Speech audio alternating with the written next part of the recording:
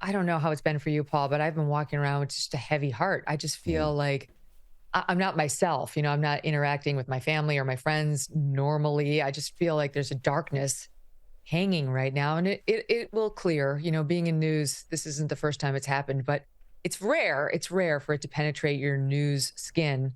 But these stories are just too barbaric. And the punch has been a double one because you get the news of what has happened, what they've done to these innocents in Israel. And then you see the absolutely shocking reaction to it from, yes, some of the usual suspects, but also some shocking people who you didn't expect to go there, completely ignoring what's happening. And you think, where am I living? Who are these people? What have I surrounded myself with? What options do my children have to go to seek a higher education here in America? Like what's happening to our world? So it's just on a couple of levels, it's extremely dark and disturbing. Now, you would have no doubt seen and probably commented on what happened in Sydney a couple of days ago. Now, I'm being very clear about this, where these are not pro-Palestinian protests. These are pro-Hamas rallies. Anyone choosing to take to the streets in this time, in this cause, is in celebration of the evil that was perpetrated by Hamas.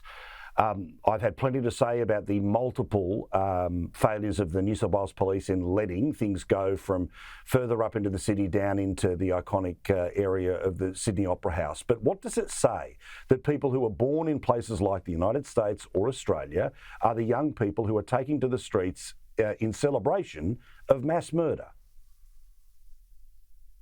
They're fools. They've become so obsessed with identity. They think this is like the new BLM. They don't know what they're talking about. I mean, I'm sick and tired of hearing about, oh, the blockade, look what they're it's an open air prison. You, Israel gave Gaza over to the Palestinians. They pulled Israelis out of Gaza under threat of getting shot. They sent armed guards in there to get the Israelis out of there so that the Palestinians could have it to themselves. That's what they did in 2005. And then the Palestinians turned around and elected as their government Hamas, which is identified by the United States as a known terrorist group. And they did what terrorists did, what they do. They conducted more terror. And then they started bombing Israel. And it was only at that point, after Israel had turned it over, Israel moved out, they had whatever they could do whatever they want in Gaza, and they chose to bomb Israel over and over. Israel started sending in pipes so they could have underground sewage and start building it up into what could have been the Singapore of the Middle East. And they turned those pipes around and fortified them into weapons and used them to launch bombs against Israel. It was at that point that Israel created a situation that would allow for food and water and other supplies to get into Gaza, but nothing that could be made into a weapon. What else was Israel supposed to do? That is not colonization. That is not something, that is not an open air prison. And by the way, if Gazans want to leave Gaza, they can. They can go down to Egypt. You know why they don't? Because Egypt won't let them. Where are the protests against Egypt? It's just Israel? Well, why is that? Because a lot of these people, most of these people, any person who was out on that Sydney Opera House chanting what they were chanting is an anti-Semite. That's the truth. You hate Jews. We can see it. It's obvious. You're not fooling any of us. And it's absolutely disgusting. Somehow they've folded this into their woke ideology. I think simply because of the skin color of Palestinians. Well, the Israelis have the same skin color, but have been classified as white and therefore are deserving of none of their empathy. I really think this is how the identity politics logic chain goes. What about some of the nutty stuff in the American media? Obviously, the initial couple of days meant that they just couldn't say it, but slowly but surely they're starting to say it now, aren't they? At every turn. It's, the academy, meaning the colleges and the universities, have been completely captured by this leftist ideology, far left ideology, as has the media. And it matters because covering this conflict influences hearts and minds across the globe, but especially here at home. And what we get is headlines like the one we got from Forbes, lamenting the unprompted attack by Israel on Gaza. What? That happened. What are you saying? It's like they have actual Hamas terrorists running Forbes magazine now. Used to be one of the most respected publications in America. MSNBC is so bad, they won't refer to them as terrorists, even though our president, Joe Biden, their guy, is calling them terrorists, as does our State Department. Its official U.S. policy has been for a long, long time. MSNBC can't bring itself to use that term. Militants. Like somehow they're just like a disorganized military group. That's not it. That militants don't chop off the heads of 40 babies. Excuse me for the graphic description. That's what's happening. That's what the local reports are. They're terrorists. They're evil. They're devils. They're inhuman. They're not made of the same things that you and I are. There's no heart. There's no morality. There's no human value that I can relate to in any way, shape, or form. I barely recognize them as humans. It's absolutely shocking how the media and these leftists, like those at Harvard, those at Stanford, at Yale, at George Washington University, at Northwestern University, I could go on, at NYU, the head of the NYU student law group is tweeting out all this nonsense about how everything that happened there is Israel's fault. It's all on Israel.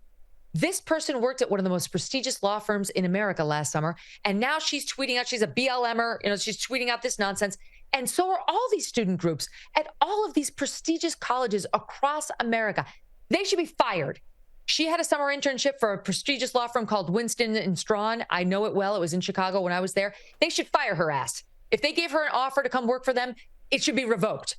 There was a tweet put out today by this big hedge fund guy here in America, and he was saying that there's a group of hedge fund and investment bankers, guys, who are now working to get the names of all the students at the 31 student groups at Harvard who signed this letter, this anti-Semitic letter, disregarding all the violence that had been done to the Israelis and putting it all back on them.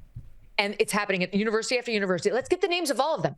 You can't just let your student group put that out and hide behind the shield of the name, the Democratic Socialists of America or the student law group, whatever. Let's know your name. Good luck getting a job at Goldman Sachs. Good luck getting a job at the Megyn Kelly show. Good luck getting a job at any of these massive financial institutions, which happen to have a fair amount of Jewish people working there and probably will recognize your anti-Semitism with very little effort. They ought to be shamed and called out.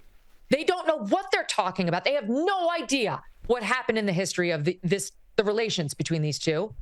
And they refuse to look at the evidence in front of their very eyes, in part because they're watching MSNBC all day, where they're just referring to them as angry militants, as opposed to disgusting, vile terrorists who are chopping off children's heads.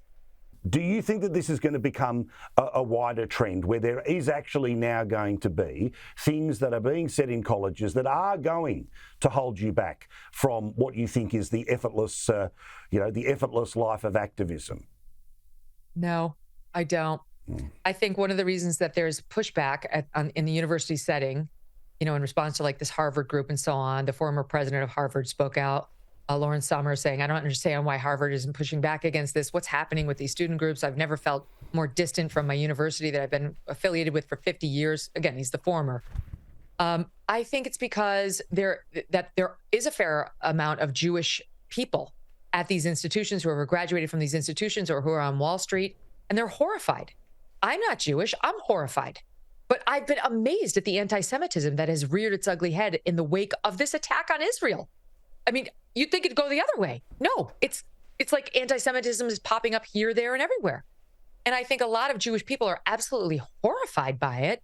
And so in that way, it's brought people together across party lines, irrespective of where they'd normally land. And I think it's because the right, for the most part, is horrified. And the left, the far left, is loving it all. And I think there are Jewish people who are pro-BLM, who are pro-LGBTQ and all the madness and all that, who are horrified at what their side is doing. And they're speaking out. They're challenging their own group. But will those same people now see BLM in a different way? Will they now see the trans activists who are, chopping off body parts of minors differently? I don't think so, Paul. I think that's too optimistic.